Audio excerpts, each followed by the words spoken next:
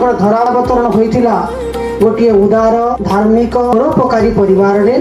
ବାଲ୍ୟାବସ୍ଥାରୁ ଶାନ୍ତ ସରଳ ବିଚକ୍ଷଣ ବୁଦ୍ଧିସମ୍ପନ୍ନ ବିନମ୍ର ସ୍ୱଭାବ କାରଣରୁ ଆପଣ ସମସ୍ତଙ୍କର ପ୍ରିୟ ପାତ୍ର ହୋଇପାରିଥିଲେ।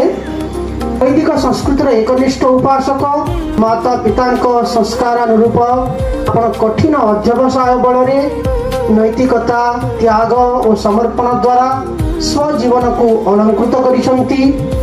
ଆପଣ ଆର୍ଯ୍ୟ ଜଗତର ସ୍ୱନାମଧନ୍ୟ ସନ୍ନ୍ୟାସୀ ସ୍ୱାମୀ ସମର୍ପଣାନନ୍ଦଜୀଙ୍କ ଦ୍ୱାରା ସଂସ୍ଥାପିତ ଗୁରୁକୁଳ ପ୍ରଭାତ ଆଶ୍ରମ ମେରଠରେ ଯଶସ୍ୱୀ ସ୍ୱାମୀ ବିବେକାନନ୍ଦଙ୍କ ତତ୍ତ୍ୱାବଧାନରେ 1972ରୁ 1982 ପର୍ଯ୍ୟନ୍ତ ବେଦ ବ୍ୟାକରଣ ଆଦି ବୈଦିକ ବାଙ୍ଗ୍ମୟ ଅଧ୍ୟୟନ ସହ ସଂସ୍କୃତ ଭାଷା ସାହିତ୍ୟରେ ସ୍ନାତକୋତ୍ତର ଉପାଧି ପ୍ରାପ୍ତ କରିଛନ୍ତି।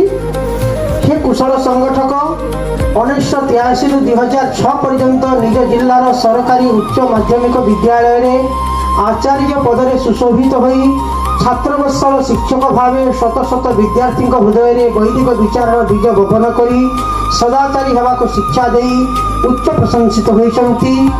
ଏକ ସଫଳ ଗୃହସ୍ଥ ଭାବେ ପାରିବାରିକ ଦାୟିତ୍ୱ ସମ୍ପାଦନର ସମାନ୍ତରାଳରେ ସୁଯୋଗ୍ୟ ଗୁରୁ ବିବେକାନନ୍ଦଙ୍କ ଆଦର୍ଶରେ ଅନୁପ୍ରାଣିତ ହୋଇ ଦୃଢ଼ ପ୍ରତିଜ୍ଞ ସାଧକ ସାଜି ସ୍ୱେଚ୍ଛାକୃତ ଅବସର ନେଇ ଗୁରୁକୁଳ ନବପ୍ରଭାତ ବୈଦିକ ବିଦ୍ୟାପୀଠ ନୂଆପାଲିର ପ୍ରାଚାର୍ଯ୍ୟ ଭାବେ ଦାୟିତ୍ୱ ନେଇ କାର୍ଯ୍ୟକ୍ଷେତ୍ରକୁ ବ୍ୟାପକ ସମ୍ପ୍ରସାରିତ ଓ ବହୁଗୁଣିତ କରିଛନ୍ତି।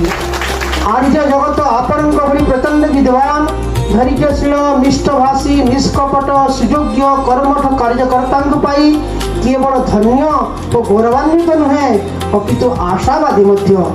ଯେ ପର୍ଯ୍ୟନ୍ତ ଆପଣଙ୍କ ଭଳି ତ୍ୟାଗୀ ତପସ୍ୱୀ ଋଷିଭକ୍ତ ଜନତା ଜନାର୍ଦ୍ଦନଙ୍କ ଦ୍ୱାରା ସତତ ପ୍ରଶଂସନୀୟ ସର୍ବହୃଦୟଗ୍ରାହୀ ଏକନିଷ୍ଠ ସେବକ ଆର୍ଯ୍ୟ ଜଗତରେ ବିରାଜମାନ ଥିବେ, ଆର୍ଯ୍ୟ ସମାଜ ରୂପକ ଉଦ୍ୟାନ ସଦା ପୁଷ୍ପିତ ପଲ୍ଲବିତ ସୁଶୋଭିତ ଓ ସୁରଭିତ ହୋଇ ରହିବ।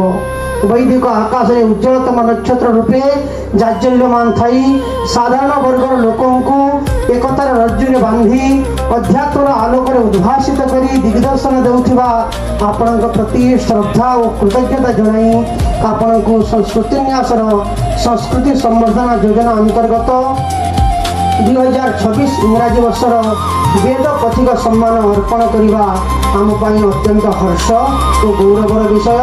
ପରମ ପିତା ପରମାତ୍ମାଙ୍କ ଠାରେ ଆପଣଙ୍କର ଉତ୍ତମ ସ୍ୱାସ୍ଥ୍ୟ ଓ ଦୀର୍ଘ ତଥା କର୍ମପ୍ରବଣ ଜୀବନର କାମନା କରୁଛୁ।